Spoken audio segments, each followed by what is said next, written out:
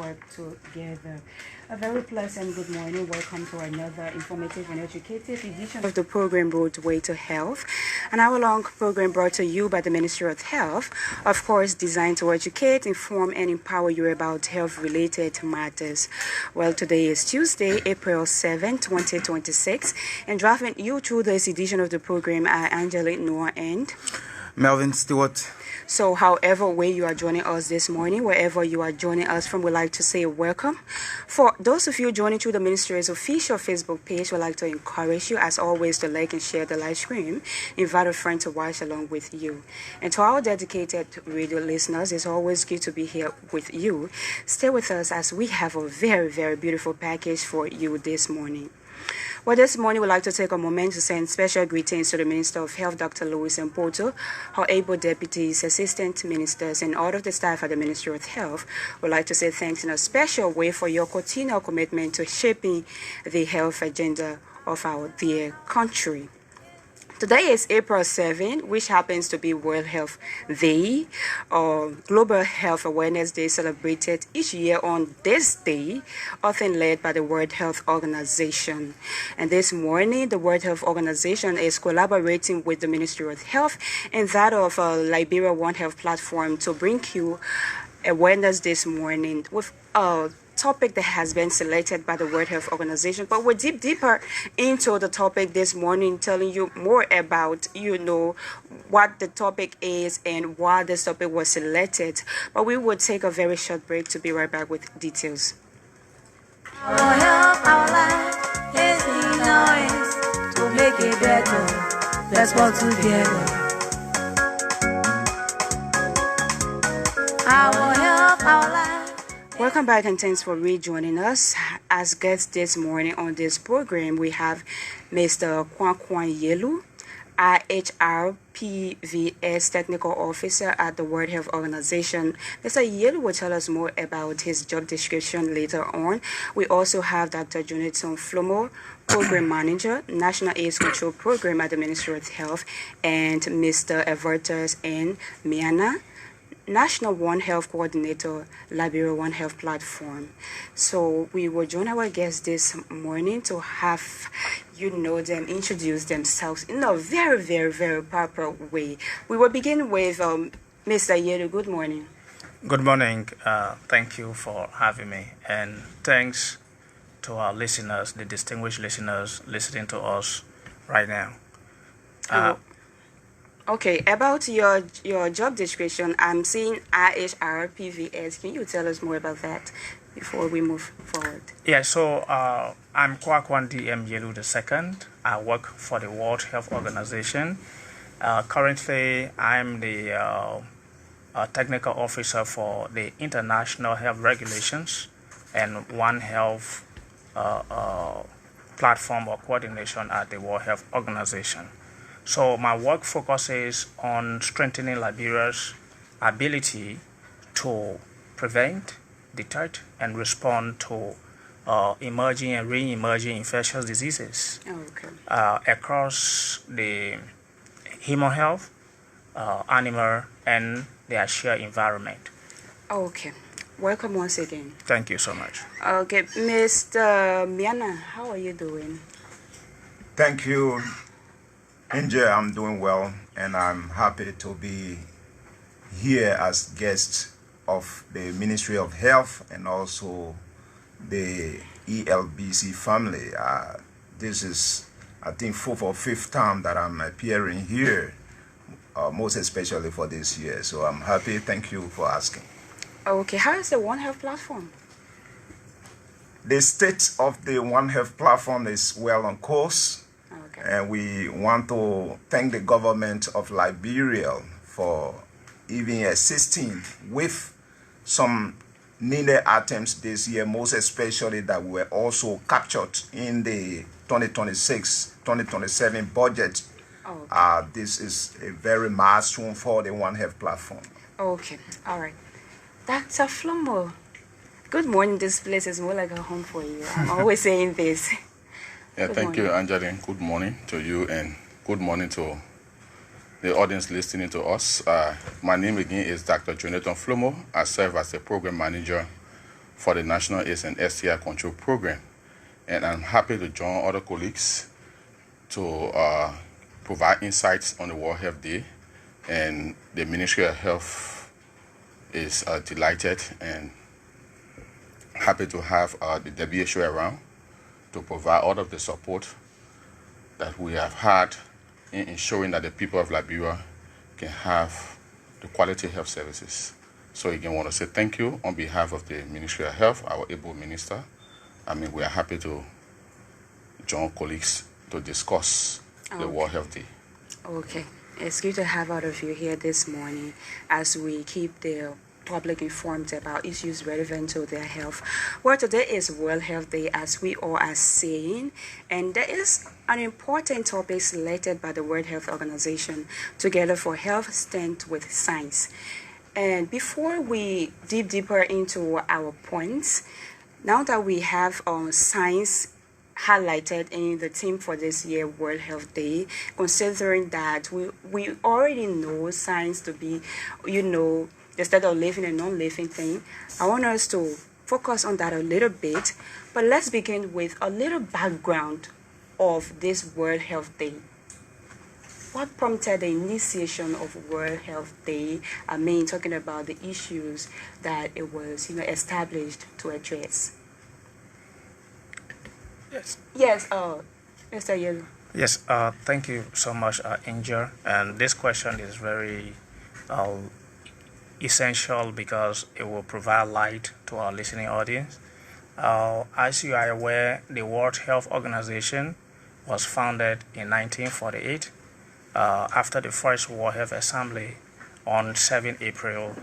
So in 1950, this World Health Day was inaugurated to commemorate the founding of the World Health Organization. And since 1950, we have been commemorating the World Health Day. And each commemoration highlights key pressing health needs globally with specific themes. As you said, this year's theme is Together for Health, Stand for Science.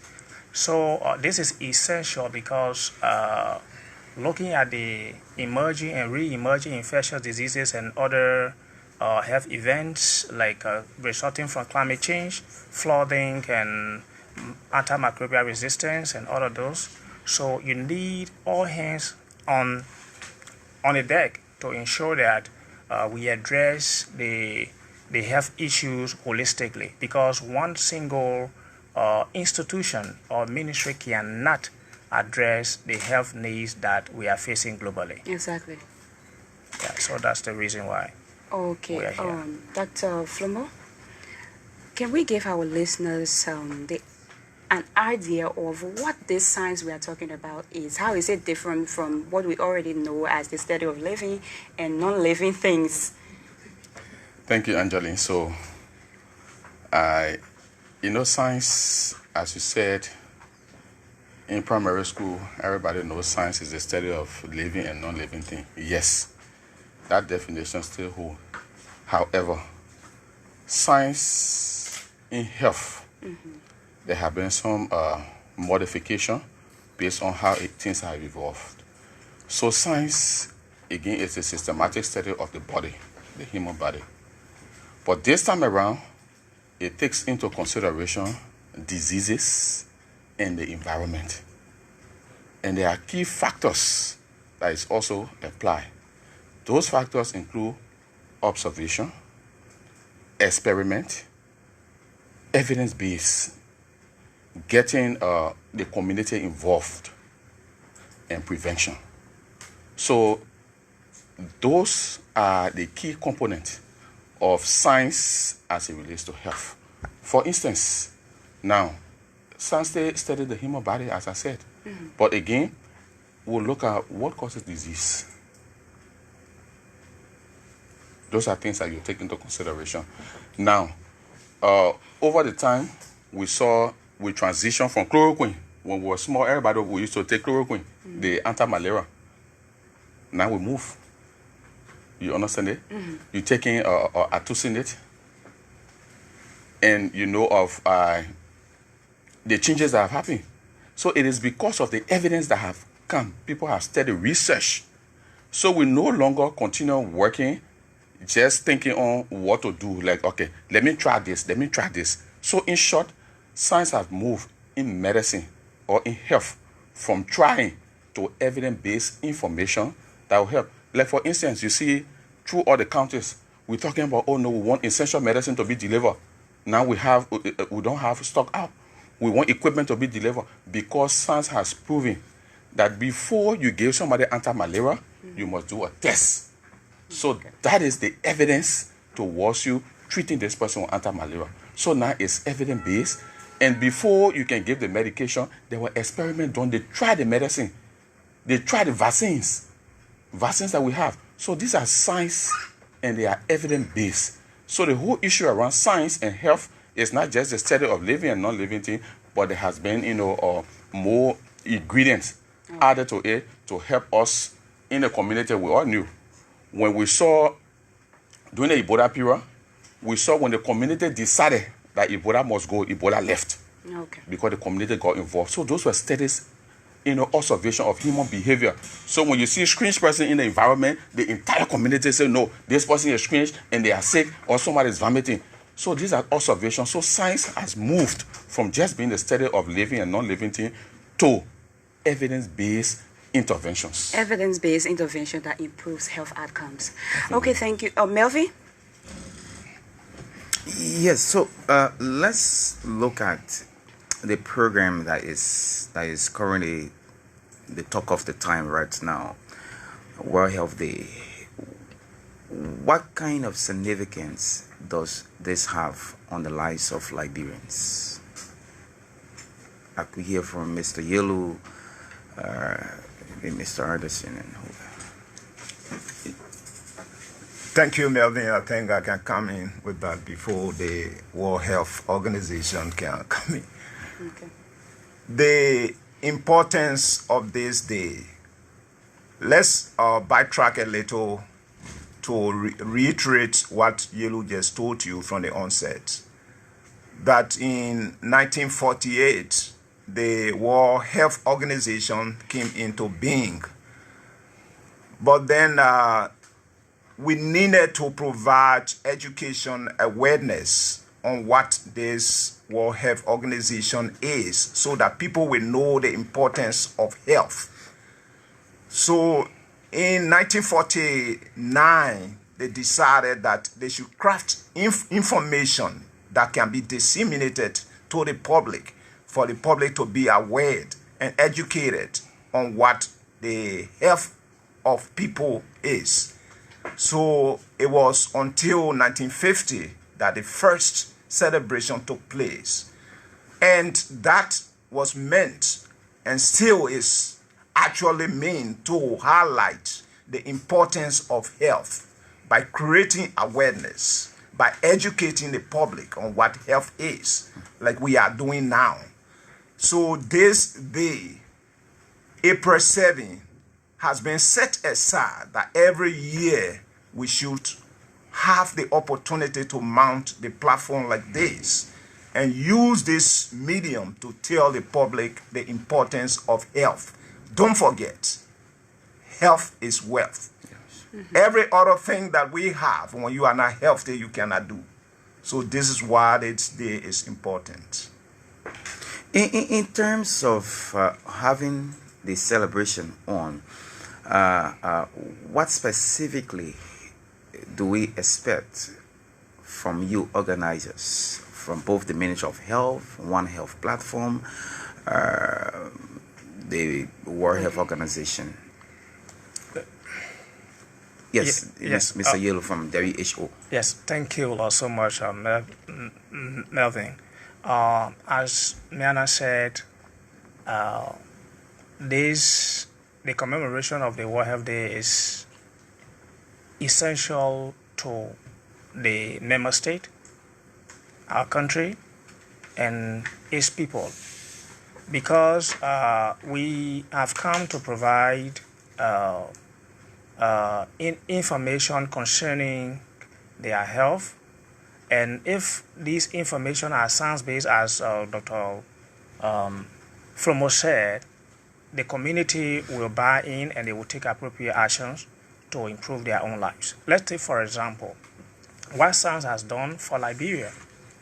In this country, the issue of vaccine. There are childhood illnesses in this country that the Ministry of Health has identified, worked with partners, and identify key vaccines that can prevent these childhood diseases. If these innovation or science-led innovations were not available, we were not going to be here today. Because when you are young, you come down with measles and all these diseases, and now you have vaccines for those diseases.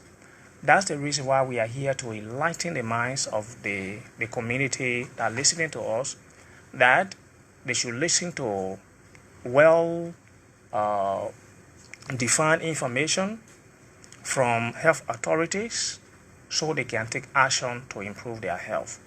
Science has helped us with diagnostics in Liberia. During Ebola, we never had a facility, but now we can test for most of the priority diseases in the country. It's based on science and evidence, studies that were conducted.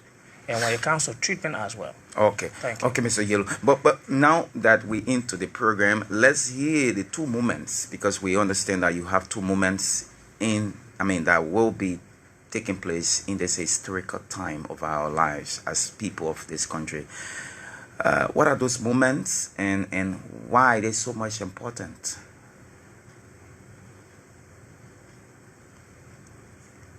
Which moment are you talking about? Because here we talk about the two moments that coincide. International One Health Summit. Yeah, the summit and The Global Forum on WHO Collaborating Centers. Yes, currently this year commemoration is being led globally by WHO, and currently in France we have the G7 team meeting in France currently. So yes, sorry. Yeah. Yes. So we have the International One Health Summit that is being hosted by France on this day under the French G7 presidency, as you are aware. This is the first time that this event is being hosted by head of states and ministers, scientists, youth groups, and private sector, civil society organization, together with all the stakeholders to advance One Health agenda globally, because of the emerging and re-emerging infectious diseases and other health events in the country, globally. And also the second one is the Global Forum of WHO Collaborating Centers. This is bringing together nearly 800 national scientific institutions, which our National Public Health Institute is also part of, and from more than 80 countries. This is the largest ever scientific ecosystem connected globally by the United Nations Agency to ensure that this World Health Day this year has meaning. Okay. You want to come in? Yes. So these fora are meant to highlight some of the education, the awareness we just told you about when it comes to the celebration of the World Health Day. The interconnectedness of animals, of human, of plants, and their shared environment brings us to the enlightenment that you cannot address health issue without those components, because most of the threats, health emergencies that we have derive from different sources. say, for example, zoonotic diseases, the diseases that come from animals and affect human, are actually issues that you cannot address without bringing the animal health on board. The food we eat, plants, most of them can also have problems. So to solve it, you have to also look at agriculture. If you look at also the environment, you and I know that if this compound was filthy and harbors everything that can cause problem for you, every time you come to work, you will find out that the next day you will fall ill. So these problems can only be solved when you bring together all of the stakeholders. So this is where One Health comes in. The One Health approach is an interdisciplinary approach where you have people within with different skills. Transdisciplinary approach. You can transfer somebody with different skills to this place so that they can provide In the medical area or health, public health wise. Yeah, Okay. health wise. You can also do what we call multi-sectorial approach. That is, people with different, from different sectors with different skills come together and approach the issue holistically. Don't forget, right now, if you were to have Lassa fever, for example, and you want to just call Dr. Flomo to admit you because he's a physician to treat you, you have not solved the problem. What's going to happen is you could be well and discharged from the hospital and go home. But if what caused the Lassa fever, because it's also a zoonotic disease, it comes from animal. So if the presence of that animal is still in the environment, you will still fall ill and go back. So to do that, you have to clean the environment to make sure that that particular agent, which is the mastomid rat bringing the virus to you, is no longer existing. And then the human now will be healthy. So those three things, if you do not approach them and just think that you can hospitalize somebody and treat them and discharge them, you are not doing holistic approach to solve the health threats.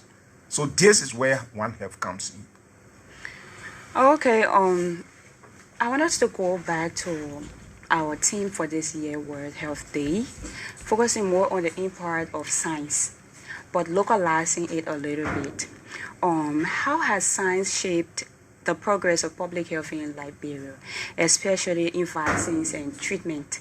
Because I know you highlighted a few impacts of science, but localizing it when it comes to vaccination and treatment in Liberia. Yeah, Mr. Yellow? Yeah, Dr. Flomo. Yes. So thank you. As you said earlier, initially, people were trying, and they would do their best. But this time around, there has been a scientific involvement of our health. That is, all of what you see, they are evidence-based. As I said, they study behavior. So upon studying behavior, they inform the community on the way to live. You need to keep your environment clean. So those information that are in the community, they are also evidence-based that when you keep the community clean from rodents, you prevent Lassa. If you ensure that the environment is also clean, it also prevents mosquito, and that will also help you with malaria. So the information in the community, that's just one aspect, and we have the community health workers that are involved into health education at the level of the community. That's one portion. The next portion is that what happens if we have the entire environment, or Bon County, Nima County, the number of cases that we have, everybody comes to the hospital because of measles or polio, we will be overwhelmed. We saw the Ebola outbreak that went on. So based on what has happened, the scientific world in terms of health carry on research. And those research have provided evidences that help in the invention of vaccines. Imagine if all those who were given vaccine were going to hospital, would have been overwhelmed. So science has helped Liberia. You know, there's malaria vaccine. That you are aware. There's malaria vaccine. There's vaccine for measles. There are a lot of other vaccines that we all know. Monkeypox, Lassa, yellow fever. Imagine if we were getting typhoid. If we were all going to hospital and not being vaccinated, we would have been overwhelmed. So science in Liberia has led the entire public health intervention, even disease monitoring and surveillance. Those are scientific approach that has come up and has helped Liberia to move from one stage to another. And again, because of the innovations, we have drugs. Those drugs have not just been distributed, no. Before Liberia can use those medications, they will be tested and proven that yes, they are efficacious for this particular condition. I'll give an example. Years back, we're using what we call TLE for HIV as the first line. Tenofovir, lamivudine, and efavirenz. Later on, they have been studied that chemo research was done and said, no, there's a medicine that is more stronger than this. It's highly efficacious. So we transition from TLE to TLD. And since that transition, it has been very difficult to find resistance to that drugs. So meaning, those who are HIV positive, when you initiate treatment, within 6 months, we expect the viral load to be to drop. Definitely. So those are things that have been happening in Liberia, and that's the reason how science has helped the public health interventions in Liberia. Maybe I will start here. Yeah, inform people on Mr. Yelu. Inform people make informed health choices, and misinformation has influenced people's decision a lot. So I want us to talk about the importance of getting accurate information. Thank you so much, Angel. In public health, we translate our data into information, and the information is proven and scientific. Before health information is shared out, it has been tested and proven to have positive impact on the lives of the people. So we encourage the community to listen to credible information from health authorities at the national level and also at the subnational level, the counties and the communities.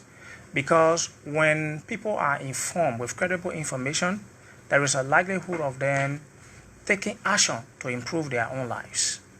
But what misinformation does, before I go to misinformation, this credible information will help them to take the right decision by taking their children to the hospital for vaccination, one, understanding the various schedules for vaccinations based on the national program. And also, it will help them to seek care early. When you get sick, go to the hospital early. Delay in health seeking will lead to fatality. And what misinformation does, it delay care. Because, for example, during COVID-19 and also Ebola, people were told that when you get a disease and go to the hospital, you will die. So when they get sick, they don't go to the hospital. They prefer to go for home care treatment. So the more they delay, they come to the facility late, and the outcome can be very poor. So when people got to understand that when you seek care early, you can survive, our survival rate increase. So it's important for the community to listen to health authorities to get credible information, because misinformation leads to loss of lives and also loss of resources. Melvin, you want to come in? Yes, so let me ask the One Health platform this question. You've been around for years, for a bit of time now, partnering with the Ministry of Health. Basically, as we celebrate this day, World Health Day, from your end, what are you preferring with the WHO and the Ministry of Health in terms of building up our healthcare delivery system, improving it? To be compared to some other health systems in the sub-region. Yes, thank you, Stuart. That is a valid question. As a platform, let's know that it is a coordination platform of the health sectors. And the health sectors, you are talking about animal health, you are talking about human health, you are talking about the environment that all of them dwell in. So to improve the health sectors, starting with human health, we have an arrangement that was previously called tripartite arrangement, even though now it's quadripartite. So the tripartite is for human health, the WHO is responsible. For animal health, we have what we call WOA, World Organization on Animal Health. And then for the environment is UNEP. So these three key global institutions are responsible to help strengthen and improve the different health sectors. So as a platform, we liaise with the World Health Organization country office in Liberia to ensure that all of what it takes to strengthen and improve the health outcomes of our people is put into place. How do we do that? We have coordination platform that is used to bring together all of the stakeholders in the health sector to discuss whatever problems are that could be challenges, and the WHO in their own way, if the country office cannot solve, can also scout out from the continental level, and they are able to assist either technically, logistically, or financially. This is what the platform is doing, is to coordinate, collaborate, communicate, and ensure that we all come together and cooperate with one another in addressing seamlessly health issues. And have you been able to succeed since then? Yes, that's why I'm here. At what ratio, sir? If you want us to put it at ratio, we can say health is dynamic. So you cannot put a blanket, value to it. But where we are now, we have gone as a country to 80% of improving our health status. That's why he was just telling you that science is the bedrock of health. This is why the people consciously selected the title for this celebration, Together for Health, stand for science. Because without science, health, because Dr. Flomo just told you that you have to have evidence-based decision to guide what you do when it comes to health. You have to observe, you have to experiment what it is before you make decision. And once you're making decision, it should be informed decision that will improve the outcomes of health. So looking at the team Together for Health stand with science tells that we need to work together in order to achieve what we want to achieve. Right. So let's talk about the role that young people play and the role that health workers play and also the role that communities play in making sure that we achieve this together. Dr. Flomo, you can come and then Isaiah can follow. Yes, thank you. So I will start with the health workers. Okay. The health workers are the bridge between the health itself or the facility and that of the community. Because the health workers are there to provide services. And as part of the services that they provide, now we have the community health workers. Those community health workers, they propagate information that are also evidence-based. It is based on what they do in the communities that you have the community dwellers seeking care at the facilities. If you notice, because of how vibrant the community health system has become, you notice that the health-seeking behavior in Liberia has improved significantly. Now, beyond the community health workers, so there's a well-organized pathway. You have the facility, the healthcare facility. At the healthcare facilities, you have trained health workers that provide credible information. They work with community leaders.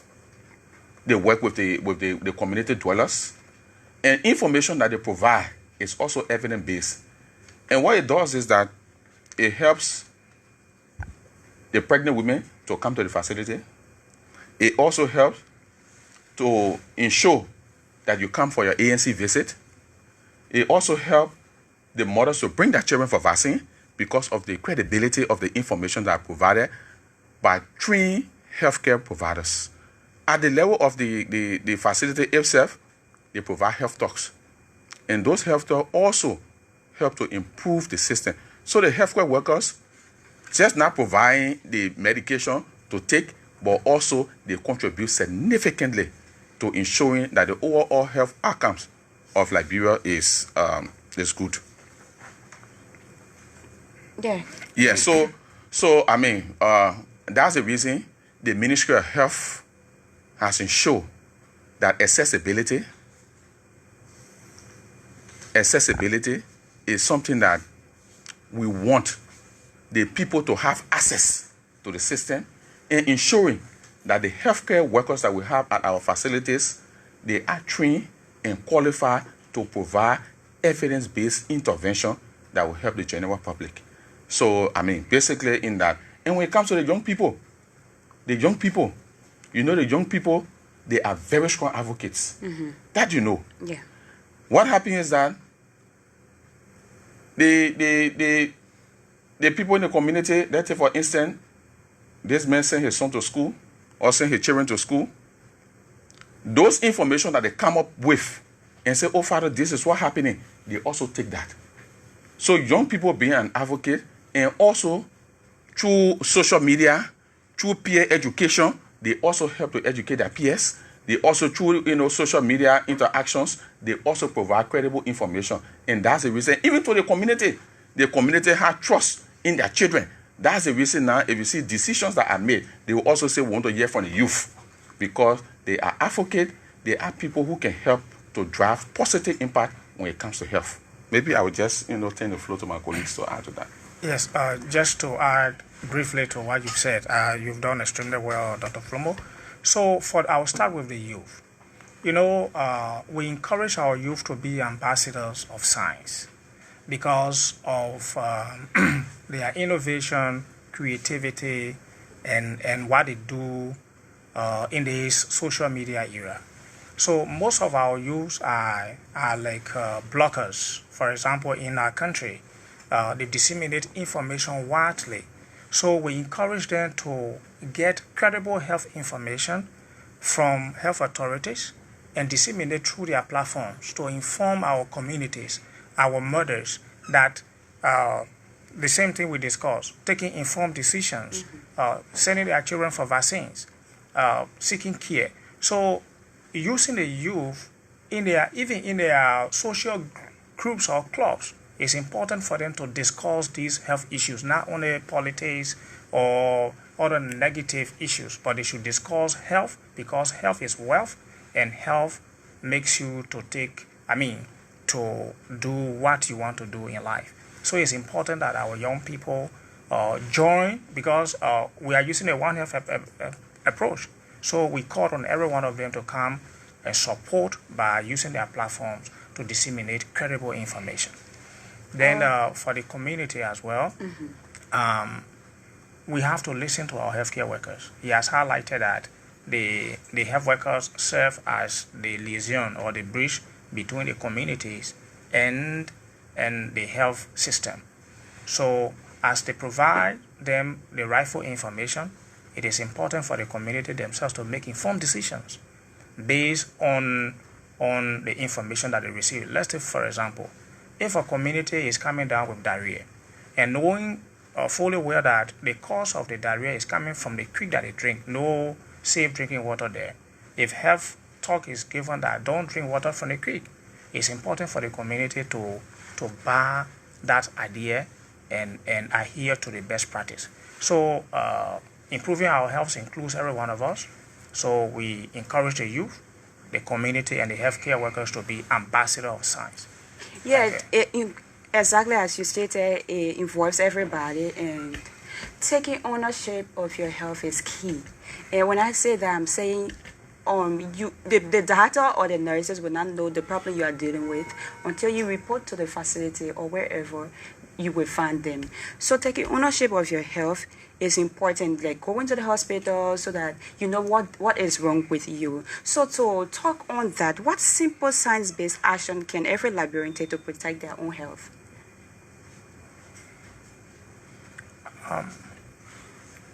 Yes. The first thing is they have to be informed by those in the health sector. This is what we are doing now. Science is evidence-based. Like, for example, in the past, we saw that the behavior of people to even accept vaccinations was a challenge. The hesitancy rate was very high, and that provided the information for the health workers to deploy what we call health promoters in communities.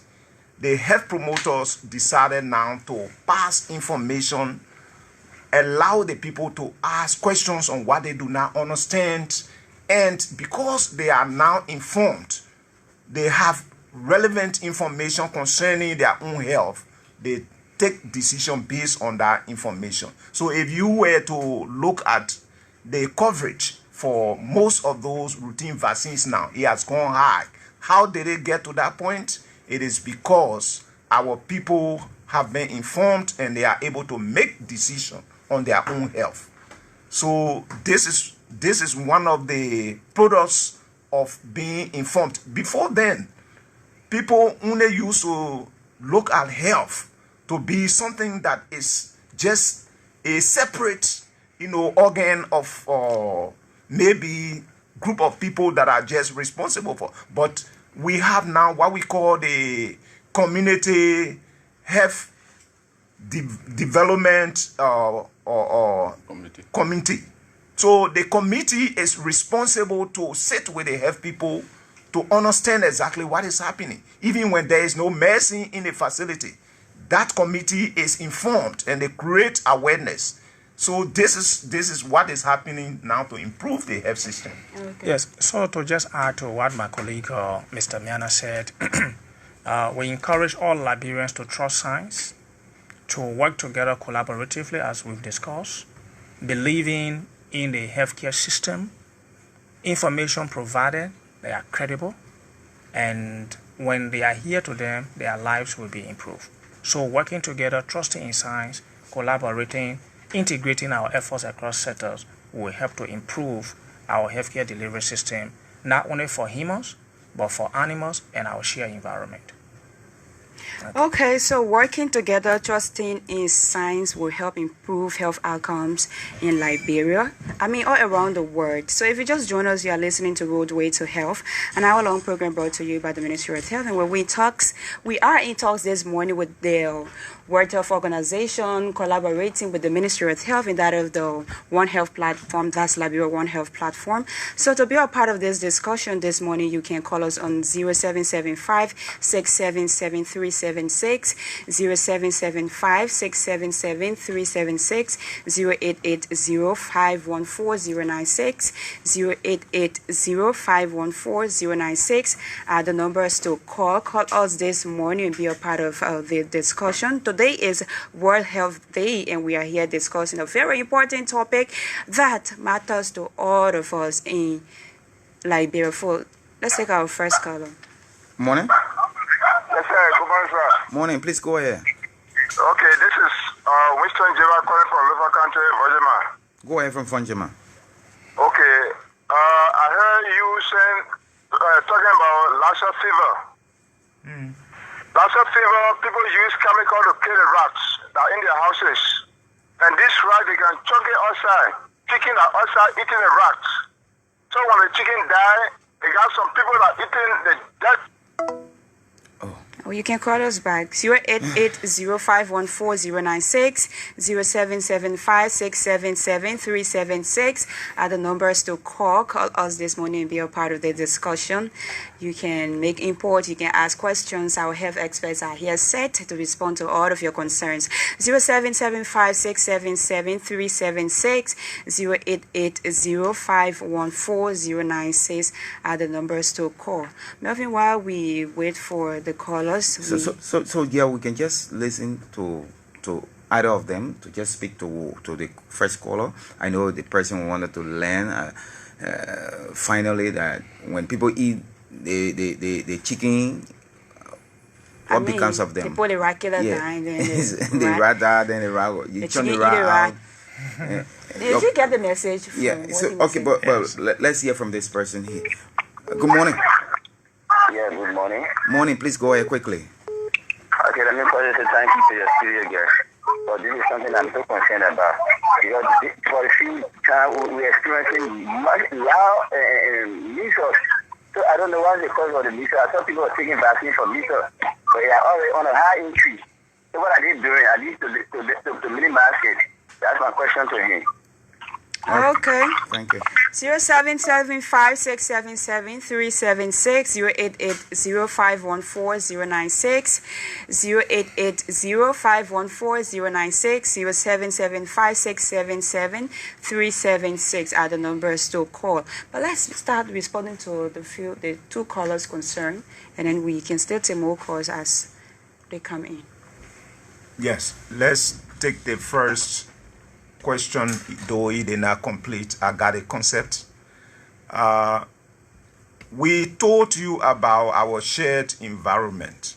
So you cannot be attempting to solve one problem and create another. So if you are killing the rat using rat poison to kill the rat and chunking them in the environment, don't forget the environment also has other living things, like the dog, the chickens, and other things we talk about, even human. So by disposing the dead rat killed by poison, you are creating problem. So the best thing to do is, if for any reason you use anything to kill the rat, do not dispose it in the environment that other things will have access to. Exactly. You can either take it and bury it somewhere where it will not either be in a waterway or somewhere safe that will keep away from animals and humans that dwell in the environment. That is what we can advise. Okay. Yes. The second caller. Yes, so to the second caller on measles, measles outbreaks in his area. So thank you for the information. The health system is aware of the measles outbreaks, but the information I want to provide is that vaccines is one of the proven tools used to mitigate the spread of diseases. So where you see continuous or protracted measles outbreaks, it means that we do not have herd immunity in that particular county or district. So it means that, in other words, the number of children, the cohort of children that are supposed to be vaccinated to protect the other children from contracting the disease have not been vaccinated with the second dose, the 2 dose of the measles vaccine. So I will encourage our brother who just called to kindly be our ambassador. And you sound like a youth. As we said today, the youth should be ambassador of science. Go to the community, educate the mothers that they have to take the sick children to the hospital. And those of the children who are to be vaccinated against the measles, they should go to the facility to be vaccinated. So the schedules are in the health facilities, and we have our community health care workers who communicate this information, disseminate them to the community members. Encourage your community to receive the health information, the health care available for you in your location. Thank you. So Mr. Yelu, just your party comment, maybe 10, 15 seconds, then we'll come across the table, please. Yes, I would like to thank you so much for this opportunity that enable us to communicate and interact with the listening audience. We thank you so much for being part of the World Health Day commemoration. My parting comment is just simple. I call on all the government land ministries and agencies to collaborate and integrate their efforts to strengthen One Health approach in the country. And also we have to trust in science, and we have to use credible information to improve our healthcare system. Thank you. Thank you. Yes, sir. Finally. Thank you, Stewart, and thanks to the ELBC family for hosting us. We also want to thank Inja for the hard work. Yeah. Together, we encourage all of us to make sure that health is elevated to the highest height. We also need to base that action on science.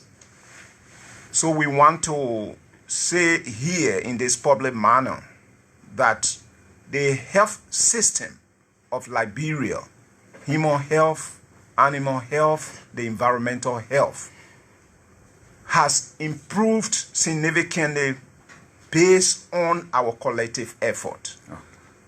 There was an evaluation conducted that we call Joint External Evaluation, JEE.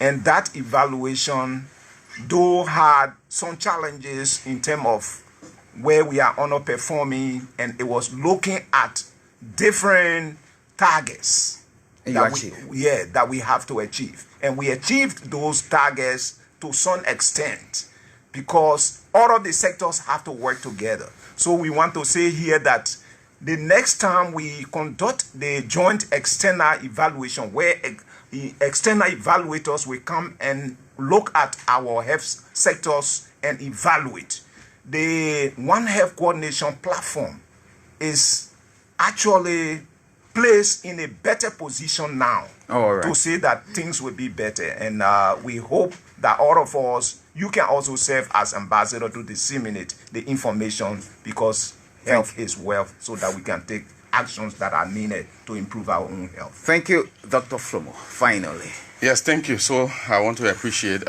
everyone, and most especially the Honorable Minister of Health, Dr. Poto, and the entire senior management team for the support. And I just want us to know that all of the decisions that has been taken by the Ministry of Health at all levels, they are being backed by evidence. Okay. So Liberia is already at that level that we are using evidence-based information, those ones that are proven to drive our interventions. All right. So all of those things you see, people, they are allowed to say, but the Ministry of Health has been in the driver's seat, has been the forerunner for ensuring that we use evidence-based information. Thank you, Dr. Flomo. In no time. Okay. World Health Day 2026, drawing attention to another important health topic. Together for Health Stand with Science, trusting science to get better health outcomes. Many thanks to our guests, Dr. Flomo, Mr. Yelu, and Mr. Mena, for sharing such valuable insights this morning. We have been your host, Angeline Noah, and Melvin Stewart. George has been here, A.B. Salif, and Charles Adin Lovetta from the World Health Organization. They have all been here taking this program live. Until next Tuesday, have a good day. We can make it better for us in our working day.